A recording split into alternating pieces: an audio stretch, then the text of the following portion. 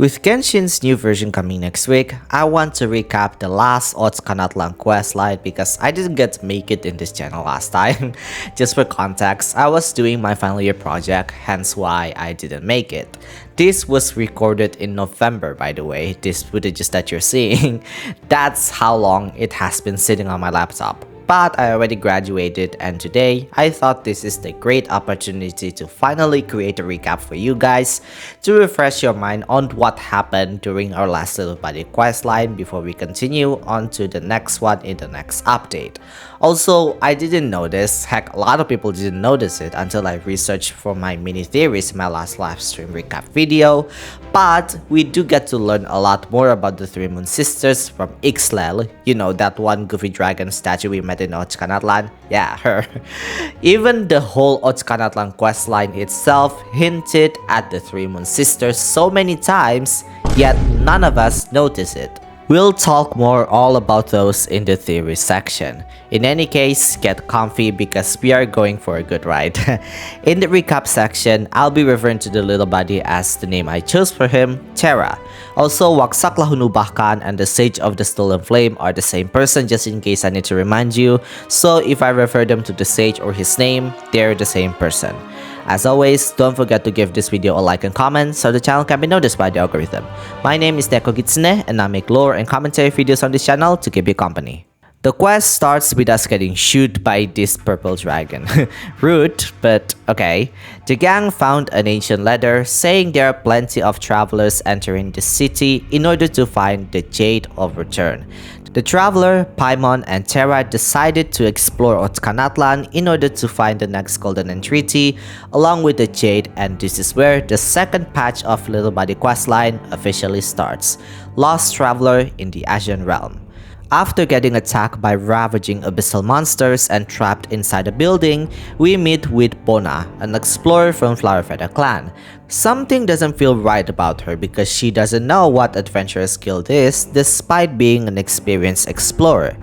I just want to say, if you read the scroll of the hero of City's lore, you immediately will know what's wrong. With that said, Bona joins the traveler in finding Jade of Return, meeting with her companion along the way by the name of Kukuik. In order to obtain the Jade of Return, they need to find the pyrophosphorite that the dragon just so happens to stole from Bona not too long ago. The traveler and gang decide to power Kukuik up because he is the only one that can beat the evil dragon apparently, and oh fuck off Paimon, shooting this thing is a lot more difficult than it looks. After defeating the dragon and obtaining the pyrophosphorite, Bona reveals the Jade is placed on a skyship, Tonatiuh, built by Ochkan himself, the Tyrant King that used to rule the city of Ochkanatlan. The Jade is used to quell the abyss in Ochkanatlan, and if Bona finds it, her tribe, the Flower Feather Clan, no longer have to live in fear considering their tribe is the closest to Ochkanatlan. In order to do this, the gang needs to find the altar of primal fire in the ancient city, place the pyrophosphorite, and obtain the Jade to quell the abyss for good. On the way, Kukuik led the gang to an underground area and the mural of Ochkan. While Kukuik and Bona stayed on the surface, the traveler, Paimon, and Terra went deeper and found an area being contaminated by the abyss. After fending them off, the gang found another pyrophosphorite, which is a surprise knowing that there's more of them. They then found another note, seemingly the same person who wrote the first note we found from the first time we entered the city. We learned that this area and the orb here is called the core of Ixlel, essentially the heart of Ochkanatlan that keeps the city going and powered. This is the first time a certain traveler found a little dragon spirit and named him as Kukuik. After returning to the surface and telling both Kukuik and Bona what happened, the mural of Ochkan changed into a dragon and seemingly floating on the sky with, get this, 3 moons above it. We'll talk about this in the theory section. Kukuik then led everyone to the altar of primal fire to offer the pyrophosphorites. After that, everyone flies to the sky and finally reaches the skyship itself, me and Alhaitham's second wedding Tonatiuh. According to Bona, we need to find the firestones that look like the pyrophosphorites, and we do just that, finding the remaining firestones and finally obtaining the Jade of Return. Or to say, the second golden entreaty. Bona, realizing that something is not right, also finding that something's wrong with her, convincing herself that she went here before. She told the traveler and Paimon to stay away because all of this was a trap.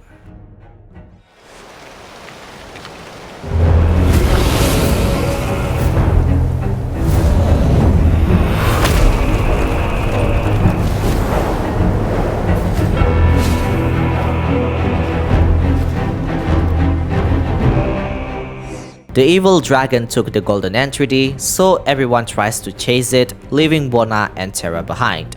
I kid you not, watching my own recording now feels a lot more engaging and my heart beats really fast because back then I didn't get to enjoy this quest fully because back then my mind was being fully occupied with my final year project.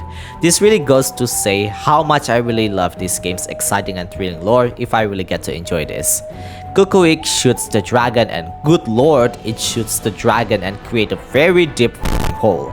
Everyone enters the hole, entering a very deep, dark and scary cave to find themselves in a place the game refers to, the Nursery of Nightmares.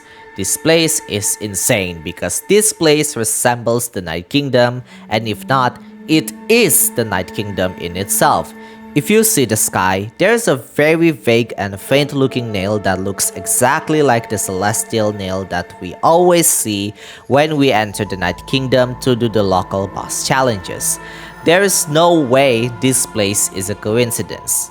Kukuik then talks to the traveler, thanking him for bringing him to this place, revealing himself to be none other than Ochkan himself. He said he infused his own mind to the city, but then swallowed by the bitter fruit of poison, devouring his soul until he became a dragon. In order to free his soul, Ochkan asks the traveler to end his suffering by defeating him in a battle. Kukuik, or in this case Ochkan, enters the fell dragon's body, or in this case, Ochkan's old body, and the battle ensues. After defeating the fell dragon, Ochkan further revealed that Bona found Kukuik in the core of Ixlel hundreds of years ago. His body was used by that person after his death, and this person was later revealed to be the Sage of the Stolen Flame, or known as Huitzilopotchli Ubahkan. After all, he revealed that we did meet the Sage because we have the Golden Entreaty in our possession.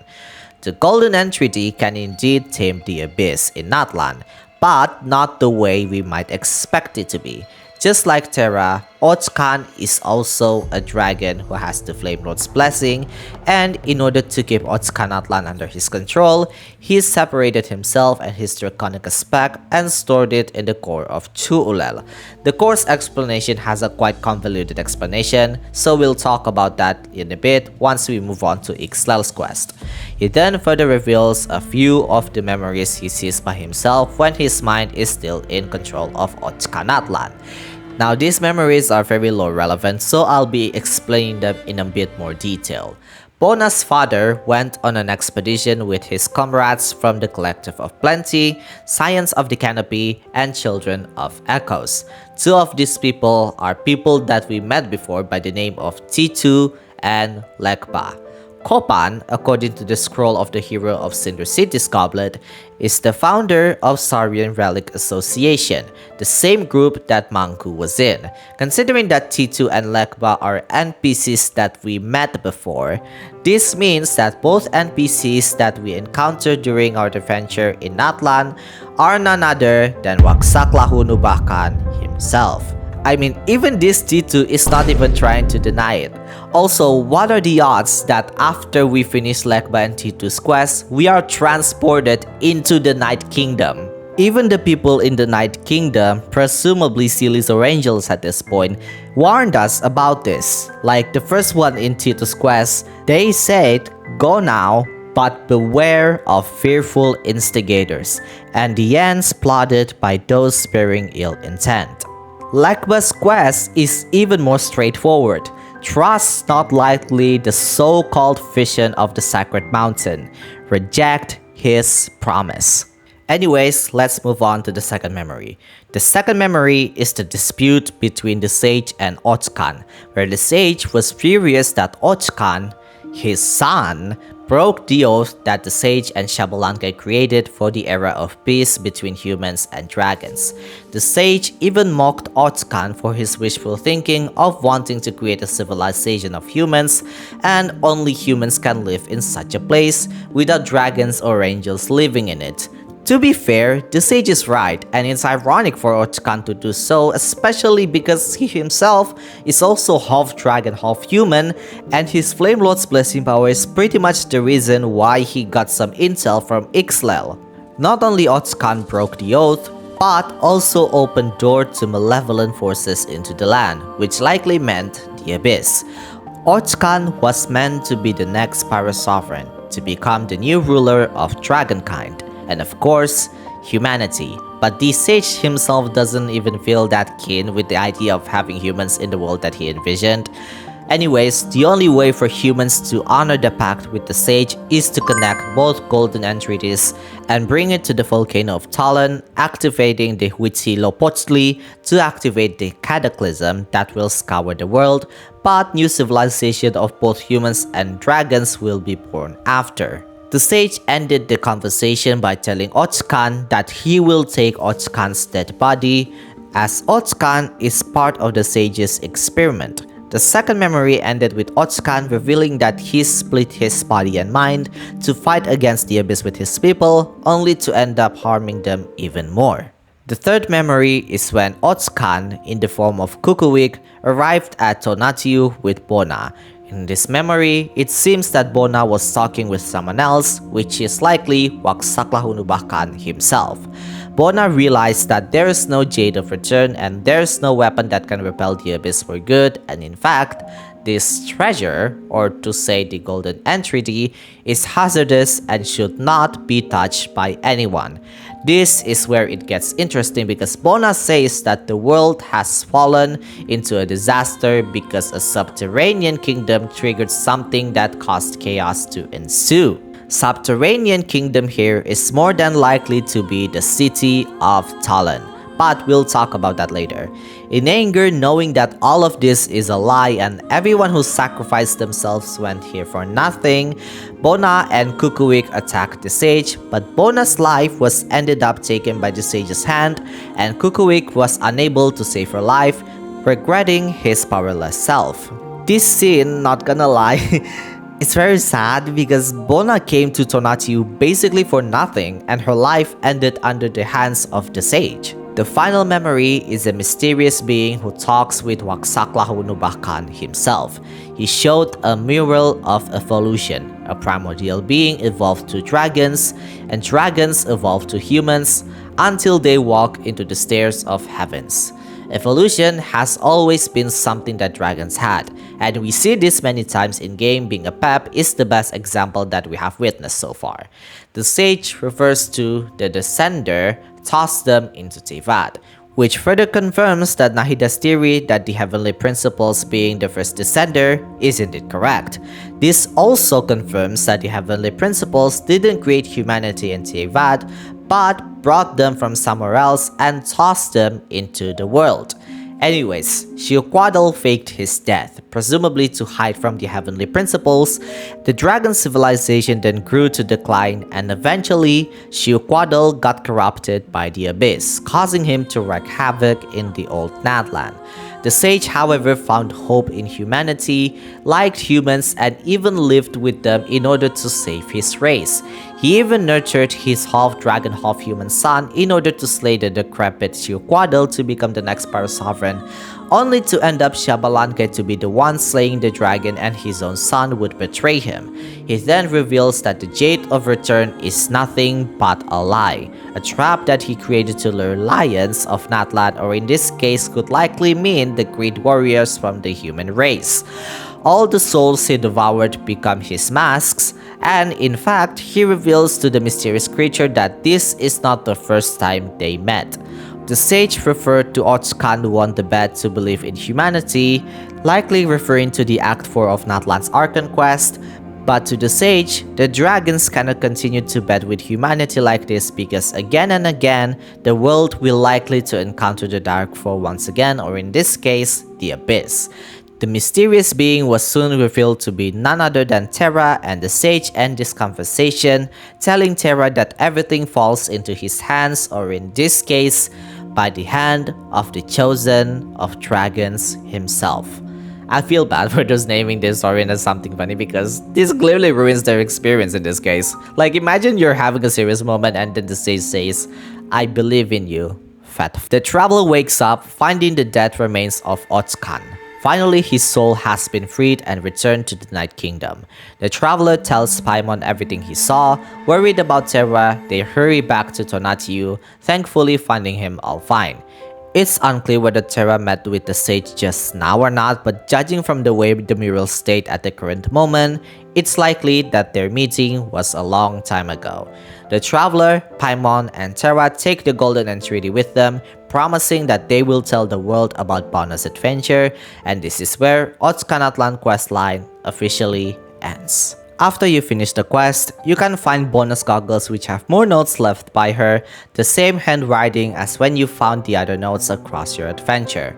Like what Ochkan said, the golden entreaties are indeed something that can save Natlan, but not for the humans, so most likely only for the dragons. Pona further revealed that the sage cannot touch the golden entreaties, which is likely the reason considering that we, the traveler and Terra, are guided by the sage to obtain them and even call us the chosen of dragons. If you read the ancient texts all across Tonatiuh, you'll find both Ochkan and the sage's handwriting.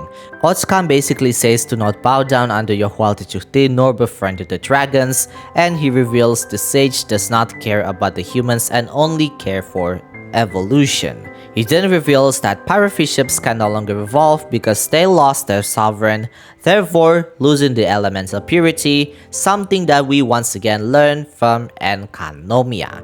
This book, I swear to God, everything will always go back here. Once again, Enkanomiya has proven itself and will always be the most fundamental lore bombs of Genshin Impact. The sage, however, thinks that Ochkan is nothing but a foolish son of his, saying that humanity is part of Dragon's evolution, which bro, I think you're just in denial at this point. After that quest, you can then go to the underground of Ochkanatlan and help Huitzilopotchli, or you may know her as Ixlel, to free her soul from Ochkan's custody. Basically, Ixlel's soul was used by Ochkan to power the city by trapping her in the core of Huitzilopotchli. But her soul remained defiant, so Ochkan decided to create another core by using his own draconic aspect, or in this case, Kukowick. Ixlel has been trapped there since then, and we freed her soul from Ochkan's imprisonment. Now, the quest itself has something interesting to take note of, such as Ixlel is a house colleague, you know, that one obnoxious pixelated saurian companion that Kinich has, and apparently, Ochkanatlan used to be Ixlel's dominion by the name of Chichen Uchtoka, or also known as Land of Seven Flames. According to the notes you can read after undoing her imprisonment, she knows everything about the three Moon Sisters. It is so horrifying that Ochkan decided to trap Ixlel because of that reason and use her soul to power Ochkanatlan. Remember my friends, according to the lore so far, angels are within the same dominion as three Moon Sisters in the Lunar Palace. And this might be the reason why Ochkan was so horrified and against the idea of praising your Huitzilopotchli, who we know is also an angel and is the Lord of the Night. Although, personally, I don't really see the reason why he would do such a thing, because maybe the only reason that he would do that is because, you know, he just want Xbalanque to be the one and only sovereign, and I can see that being the reason because the more the leader, the more likely there will be strife. We'll talk more about those in a bit, but for now, that's pretty much everything about the recap. It was a bit longer than I expected, but all these are pretty necessary. The Ixlel's revelation part is definitely terrifying, just like if one watched this video and forgot to like and subscribe. Man, that's also terrifying. Wink wink. I feel like my transition has gotten terrible recently. What? But yeah, It would be great if you do just that because I create everything in this video all by myself, and this video is definitely one video that I have to do a lot of research with. If you click that like and subscribe button, you'll be helping me a lot and you pretty much encourage me to create more videos like this. With that said, let's move on to the theory section. Not gonna lie, I feel like everything I said in that one video I created in the past starts to make a lot of connections. You can watch that video later if you want to, but here's a quick summary of what I said in that video. If you guys remember, they released a book in this version called The Men of Lithin, and while some people think it talks about Kyangri, which I can see that being the case, I personally believe that this book directly talks about Natlad's subterranean kingdom, or the special program now revealed it as the city of Tollan. Think of it for a second, okay? Huitzilopotchli bahkan tries so hard to save his race, going as far as to live with humans, which mind you, in the Obsidian Codex, he refers to them as the weakest of species. Yet even then, he learns from the humans and believes that dragons will evolve to become humans eventually. That's just insane because Ochkan, his own son, is basically part of his experiment in evolution. Not only that, the sage says to activate an ancient device called Huitzilopotchli to scour the world so a new civilization will be born. This is something very similar to Men of Lithin because the humans from a kingdom called Natlantia created another version of themselves to live on the surface because the world beyond is so toxic to them, and in order to get rid of that toxicity, they created biohumans that can live in that toxic world, so these biohumans can degrade the world, making the surface world habitable again to the real humans. Now you see the similarity? In the Ochkanatlan world quest, we also learn from both Bona and Ochkan himself that the Golden Entreaty can indeed tame the Abyss, but not in the way that we would imagine it to be. In Bona's case, it will save Natlan, but not us, which likely means it will only save the dragons but not the humans. As for Ochkan's case, he said that the golden entreaties are indeed important and the choice still lies on what the little body might think. An entity from the Night Kingdom also said to not trust the so-called vision of Sacred Mountain so lightly and reject his promise, likely referring to the golden entreaty and the sage himself. With the way both Men of Lithin and Ochkanatlan world quest goes, I believe our next trip to the city of Tollan will relate to this Huitzilopotchli and also the little body's decision because remember, in the epilogue of Men of Lithin, they also said, "What will be your answer?" Something that Huitzilopotchli bahkan and Ochkan also say to the little body, "What will be your answer?" This reminds me of Kanyan, the writer of Men of Lithin, who could more than likely be a dragon kind, but not only that, could also be a visionary. Because come on, everything in that book clearly talks about a whole ordeal right now. Something similar that Featherfall did during the 14th Archon quest. Now I also want to talk about the Huitzilopotchli, which I believe is going to be the main conflict of the next world quest. You see, in real life history, Huitzilopotchli is actually the sun and war deity in Aztec religion. He is also the patron god for the Aztecs in the city of Tenochtitlan. There are some rituals regarding this particular deity, and that is related to offering sacrifice. What's even more interesting is that this particular god wields Quaddle as his weapon. Therefore, he is always associated with fire. I find this reference to be interesting because remember besties, Genshin always takes real life references but not always use that reference 100% into their storytelling, which I honestly find that to be clever so the story won't be too predictable for the people who likes to do some research on things like this, and that includes myself. There are many rumors in Natlan that while the Pyro Sovereign Quaddle is dead, some believe that he is still sleeping in deep hibernation per se.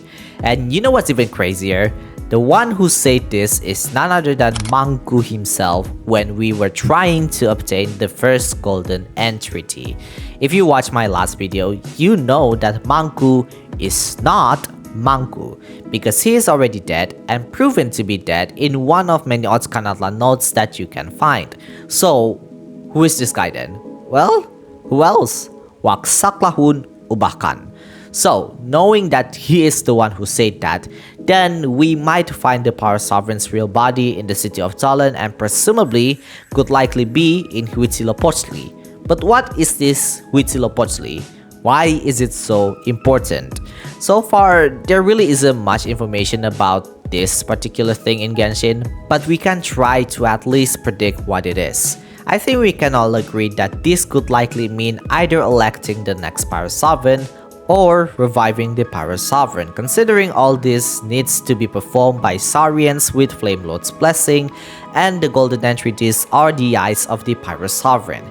However, if we take a look and reflect on what the sage said and what we learned so far from the Men of Lithin, this could mean that Huitzilopotchli is a ritual to cleanse the world of Teyvat, so a new civilization will be born anew, including both humans and dragons. The sage described Huitzilopotchli as a cataclysm, not to be confused with Chimeran cataclysm by the way, and this is similar with Men of Lithin, where the premise of creating the biohumans is for them to destroy each other to create a new habitable world for the old humans. However, judging from the primordial living of Teyvat, if this Huitzilopotchli succeeded, this means the Age of Dragons will be back again and humans will be oppressed once again. You have to remember that while Waxaklahunubahkan liked humans, his real intention was never to live with them in the first place because first and foremost, his real intention was to save his race. I can see why some of you think why would he go that far when at this moment of time, Saurians and humans are living together in peace. Well, I mean, it's simple. The Pyrophysians are devolving. One of you actually explained it well that he himself knew how pathetic his kind has become. It's the reason why his son Ochkan existed, a dragon with a human body, the one he hoped to be the new beacon of dragons and humans but ended up becoming a failed experiment per se, and become a tyrant, and even killed dragons for the love of humans. But back to Huitzilopotchli, there might be more than just having to scour the world. But it also depends on the chosen one, or in this case, the chosen of dragons. First of all, the little one is not the only chosen of dragons, but the traveler is also one of them. We see this plenty of times where the in-game NPCs also refer to the traveler as such. But while that might be the case, the final choice ultimately falls under the hands of the Saurian because they're the one having the Flame Lord's blessing. It's the matter of choice whether our little buddy in this case will choose the new world or the old world. Maybe this could also be a foreshadowing for Snezhnaya arc as well, but that's a topic for another video. In the trailer, there's a moon we saw in presumably during the ceremony of Huitzilopotchli, and it's interesting that eternity is being mentioned by Waxaklahunubahkan because if you watched my last video, I mentioned that moons and eternity seems to have strong connections with each other. We already theorized that this ceremony more than likely has something to do with Huitzilopotchli and the cleansing of the world, but we don't know how that's going to be. It could be that this moon over here is part of the Moon Sisters, it could also be a corpse of the Moon Sisters, who knows. Whatever it is, this place here is definitely related to the Huitzilopotchli itself, and I believe we might learn some deep lore that is going to be equally mind-blowing like the Byakuyakoku collection. Now, we're done with the little buddy related lore and pretty much theorized everything on what we might see in the next world quest. But now, I want to talk about something that might get you strapped in. This goofy dragon here, Ixlel, has revealed to us some of the biggest lore bombs that we ourselves don't even realize it, and that is the Moon Sisters. It's funny how, until today, not many people knew about the three Moon Sisters being mentioned in both Ochkanatlan and Ixlel's quest, except Kat and the Genshin wiki. But I won't knock it either because even I didn't notice it until researching this video. Once again, my brain back then was occupied with my final year project, so pardon my dense brain. Anyways, take a look at this mural for a second. A dragon on top, and three moons on top of Tonatiuh. This is definitely interesting because according to the quest so far, the moon and the dragons have a strong connection with each other. It can't be a coincidence that the other mural shows the same dragon burning the Irminsul tree. According to Mavuika, what we saw when she cracked the sky was ancient moon remnants, which happens to be relics of ancient secret source technology that dated during the era of dragons. Now, I'm going to be real with you all, the lore of the Moon Sisters is still very surface level, and even I have hard time grading this theory. However, after doing a lot of more reading because I hate told me so, this is one theory that I have come in mind. Mind you, all these are borderline fanfiction, so bear with me. According to Ixlel's intel, it appears that kingdoms ascend to the heavens, and not only that, weapons descend from the three moons. We also learned that apparently dragons did go up to the sky and bypass the firmament, considering there are ancient dragon technologies that appeared on the cracked sky. From the looks of it, it might be possible that the moons were aiding the dragons in the battle against the heavenly principles, or the other option could be the dragons that were the true cause of the sisters' collapse. The translation of this note is so weird, so I even go as far as to change my game's language into both Cyan and in my own language to see what the heck does this means, and yep, I was right. It seems that the true cause of the moon's collapse has something to do with the dragons. Although there's something funny because in the Chinese translation, the Three Moon Sisters is referred to March, which I don't even know why that's the case. Because my friend who can read Chinese says that the letters are not even moon, but month, which is weird, but again, I'm not gonna knock it. The point is that the dragons have something to do with the Moon Sisters' collapse. Well, that's suspicious. This mural seems a lot more interesting than we might have thought, and I'm going to reveal it to you all as we go within this theory. The moon and the angels are working with the heavenly principles after all, since they are responsible for humanity's fate, so it can't be a stretch that the sisters are the enemies of the dragons as well.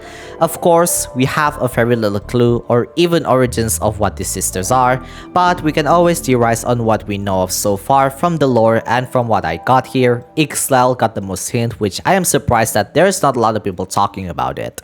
So in Ochkan's note, this is what he said. Without holding anything back, she showed me all there was to know about that ancient empire. That ladder that climbed up to the firmament, those weapons converted from redacted, those cannons that could tear redacted to pieces, those redacted that fell from the three moons, the research about redacted, and wishes. It sends chills down my spine. We must not give them any chance to regain their former glory, or humanity will be powerless to stand against them. We also learn in one of the notes you can read in the old core of Chuulel that Ixlel, presumably before she was imprisoned inside the statue, at one point turned into a young woman and dripped golden tears to one of the craftsmen that was buried in the old core of Chuulel. This craftsman was revealed in the Unfinished Reverie set to be Manku, and what Manku saw is basically the same thing as what Ochkan saw, and he describes it in a more detailed manner. In the Unfinished Reverie set, he saw elaborate machines whirring, more than likely referring to the secret source automatons. He spoke of shadows driven by the flowing flames, climbing from distant horizons up to the disk of the moon hanging in the sky. He elaborates more in the notes, and this is what he describes. A colossal creation far larger than the rolling mountains, whirring with a brilliance more dazzling than obsidian, floating in the sky like a volcanic cloud. Around it circle countless giant metal birds, greedily sucking away its dark blood. I saw shadows driven by flowing flames, climbing high from distant horizons to the moon up in the sky, from which tremors and sighs were sent out unimaginable distances via but a single string woven from gold and white copper. She, Ixlel, sneered by my ear, as if all humanity had achieved up to this point was nothing more than child's play, as utterly inconsequential as the doings of ants, of beings capable only of crawling around beneath the heavens, trembling away while seeking their inglorious graves. And what they fought, what they were pitted up against, was an inveterate foe as formidable as an entire world. Though those turquoise eyes, those pupils whose beauty was almost terrifying, I saw naught but endless, unfathomable darkness and void, a space that no language could describe, unlike anything I have ever seen in the brief few decades of my transient life. From Ochkan's side of view, it was horrifying that it sent down chills to his spine, but in Manku's case, it was so terrifying that he screams out of fear. Now from what I get, it seems that the dragons might be the reason why the Moon Sisters collapsed. Then, suddenly came to my mind. You see, in the lore so far from Moonlit Bamboo Forest, we learned that one of the angels married a certain traveler from afar, and this marriage caused a great calamity 30 days later. Ixlel was able to become a human, so this likely means that some of these dragons were able to shapeshift into humans and marry one of the angels in order to infiltrate the lunar palace, or in this case, create an opening for Nibelung to find the forbidden knowledge. I'm gonna bring you on a very exciting lore ride. We are going to talk about the past lore that we learned from the other nations, so bear with me. Hold on tight because this is going to be a strong turbulence. For a brief reminder, forbidden knowledge is a form of truth that cannot be understood and constantly being rejected by the world of Teyvat. Its alien nature become harmful to both animate or inanimate objects, and the effects of them from what we know of are of course the withering, Elazar, and the oozing filth in the chasm. It originates from the depths of the abyss, however, it's unclear whether this knowledge is part of the abyss or not. This knowledge was first obtained by Nibelung in hopes to defeat the heavenly principles, but ended up causing the mass destruction to the point almost destroying Teyvat in itself and his own demise. In the book of Sun and Moon, again, what the fuck is wrong with this book that always be so relevant in every lore videos? There's another entity called the Second Who Came that infiltrate Teyvat, creating huge destruction to the world as well. The heavens collapsed and the earth was rent asunder. Now what's the connection between Ixlel's intel? Think about it for a second. Why do you think there's a specific mention of 30 days after the marriage? According to the circlet lore of Flower of Paradise Lost, invaders, referring to the Second Who Came, brought destruction with them, overturning rivers and spreading plagues, something very similar to what forbidden knowledge does to the world. It is also implied that the primordial one, or in this case the heavenly principles, won against the Second Who Came. Apep also said that Nibelung lost to the heavenly principles, and in order to shape the world, the heavenly principles cast down the celestial nails in order to eradicate the forbidden knowledge, but this also makes the angels and the seelies cut ties with the heavenly principles. The connections are there, don't you think?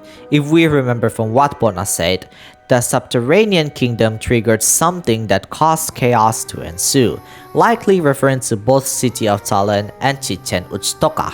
In the Men of Lithin, the surface world became hazardous because of the war that these real humans created in the first place. They were the one who started the war, just like when the dragons from the subterranean kingdom triggered something that caused chaos to ensue. It is a popular theory that the traveler from afar in the Moonlit Bamboo Forest is Nibelung, but I personally believe it to be someone else. Besides, according to Ixlel, the dragons ascended up to the firmament, presumably in this case also playing a part in the Moon Sisters' collapse. Moonlit Bamboo Forest is still a fairy tale, so possibly all the things that were mentioned in that book are of course allegorical. The marriage between angels and the Outlander could mean that the dragons were possibly creating a deal or bargaining with the angels, possibly to create peace with humanity, but ended up making an opening for Nibelung to find the forbidden knowledge. Nabu Malikata said that the invaders beyond the firmament, bringing destruction, and in this case could likely be the time where the dragons also created destruction along with Nibelung. The lunar palace was destroyed, cannons and weapons creating havoc, using the power that Nibelung found from the depths of the abyss, and the angels were punished, while the sisters fighting could likely mean the moon being destroyed by the dragons. Now, all of those murals that we saw now finally make sense. The first mural we saw during our first exploration with the little body is nothing but Nibelung destroying the ley lines. The ones outside of the sphere could likely be the angels and the seelies, while the ones inside it is the heavenly principles. As for the second mural we see in Ochkanatlan, this could mean that the one above is Nibelung, as he finally brought the forbidden knowledge to the world and also bringing calamity that was mentioned in the moonlit bamboo forest. Perhaps the fighting of the Three Moon Sisters is not even fighting, but the dragons destroying the moon. However, as we all know, Nibelung ended up making the forbidden knowledge as the double-edged sword, because not only this became his demise, but also the fall of the Dragon Age. Maybe this is the reason why they were unable to kill the third moon, because the forbidden knowledge starts to take an effect on Nibelung and the dragons themselves. However, with the Huitzilopotchli, they can reverse all of this damage, scouring the world until there's nothing left behind, until only the new dragons can live onto the new age of evolutions, becoming the new dragon-like humans. With that said, don't forget to let me know about your thoughts in the comments. Jana!